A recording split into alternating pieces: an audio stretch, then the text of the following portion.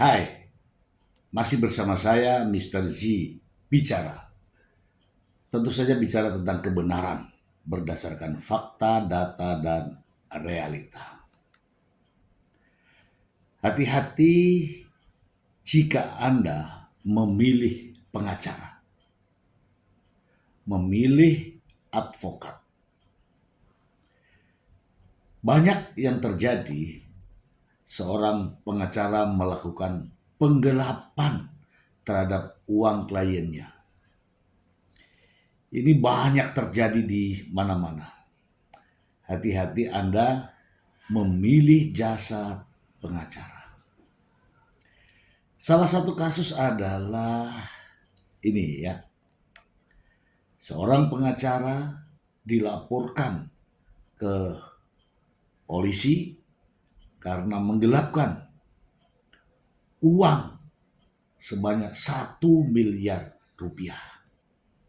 Nih ya. Dan teman-teman, jasa pengacara memang kita perlu berikan apresiasi jasanya ya, membayar uang pengacara. Tetapi jika ada uang-uang lain yang diminta oleh pengacara untuk keperluan perkara, katakanlah demikian ya, hati-hati Anda, hati-hati. Saya juga mendapatkan sebuah kasus ya.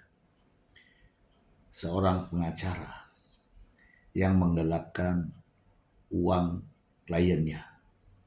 Ini bukan uang jasa, bukan. Uang pribadi kliennya. Kisahnya seperti ini.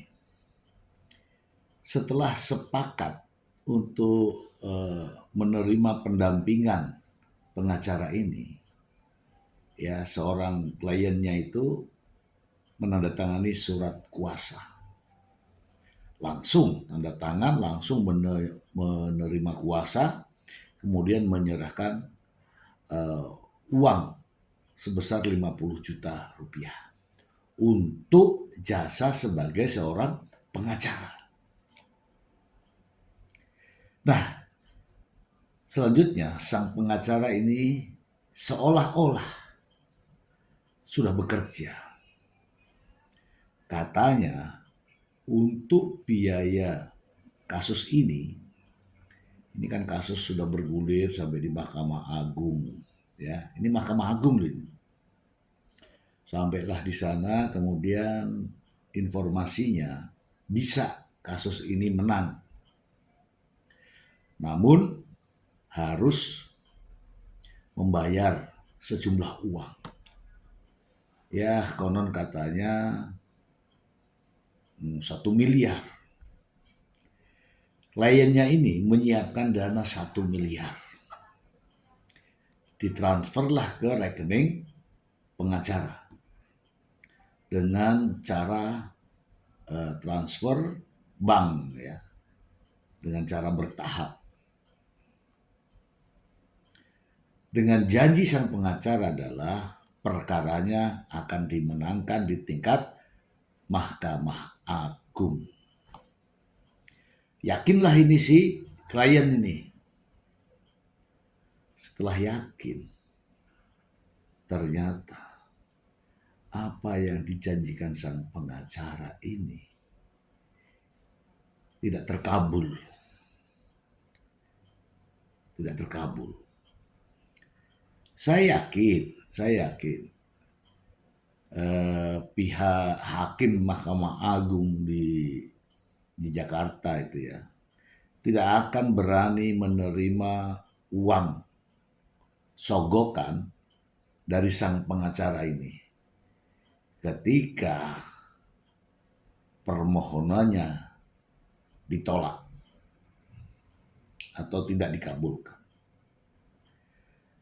Namun sang pengacara ini ngotot bahwa uang tersebut sudah diserahkan kepada hakim di Mahkamah Agung.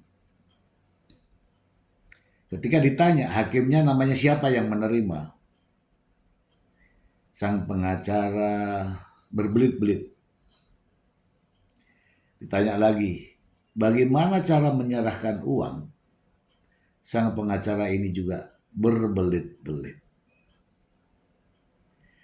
Intinya, sang pengacara ini tidak bertanggung jawab atas uang 1 miliar yang diserahkan oleh kliennya melalui transfer bank. Pada akhirnya, ketika Hakim Mahkamah Agung menolak atas permohonan satu perkara ini, tentu saja kliennya akan meminta kembali uang tersebut. Setelah diminta, ya seperti angka 8 lah ya, bulat-bulat itu ya. Nah, setelah berkonsultasi dengan saya mengatakan itu penggelapan. Itu adalah penggelapan. Penggelapan uang yang dilakukan oleh seorang pengacara. Nah, apa yang terjadi di depan tadi sama persis ya yang dialami oleh seseorang ini terkait dengan penggelapan. Ya, kalau buktinya banyak ya, antara lain bukti percakapan chat. Jadi teman-teman kalau ada bukti percakapan chat oleh pengacara jangan dihapus. Misalnya, ya oke, sudah terkabul, oke, saya sudah menghadap hakim, oke, dan seterusnya, dan seterusnya. Tolong transfer uang, nah, itu chat-chat seperti itu, jangan dihapus. Termasuk adalah bukti pengiriman melalui transfer. Jangan dihapus, karena itu adalah alat bukti. Nanti akan dicocokkan dari saat proses penyidikan di kepolisian akan dicocokkan uang-uang itu larinya kemana saja. Ya, ini terjadi, ini benar-benar terjadi dan baru-baru saja saya ditemui oleh seorang korban terkait dengan kasus penggelapan ini. Jadi intinya pada teman-teman semua, pengacara pun melakukan tindak pidana penggelapan. Ya, ini penggelapan uang.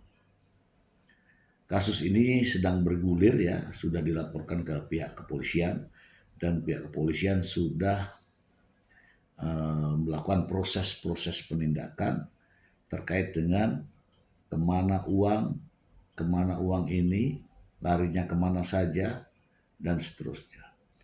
Dan teman-teman jangan takut ya apabila ada seorang pengacara yang melakukan hal demikian ini. Ini adalah tindak pidana. Ya, uang 1 miliar ini adalah uang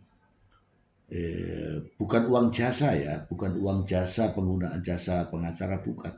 Ini adalah uang yang katanya kalau mau menang harus membayar uang ke Hakim Mahkamah Agung. Tapi karena ini kalah, berarti ya uang itu tidak diserahkan oleh Mahkamah Agung. Ini jelas ya. Mungkin pada episode yang akan datang saya akan sebutkan nama-nama Mahkamah Agungnya ini. Yang katanya itu yang disebut oleh seorang pengacara itu. Tetapi saya yakin itu hanya dalil-dalil kosong sang pengacara untuk meyakinkan korbannya gitu. Dan saya yakin Mahkamah Agung juga nggak berani menerima uang itu. Ini terjadi. Ya, ini adalah kasus pidana. Jika Anda menghadapi kasus-kasus semacam ini, siapkan bukti-buktinya dan laporkan ke pihak yang berwajib. Pasti akan segera ditindaklanjuti dan pengacara ini akan diproses secara hukum. Ya, pasalnya adalah pasal 372 KUHP tentang penggelapan. Semoga informasi ini bermanfaat. Terima kasih.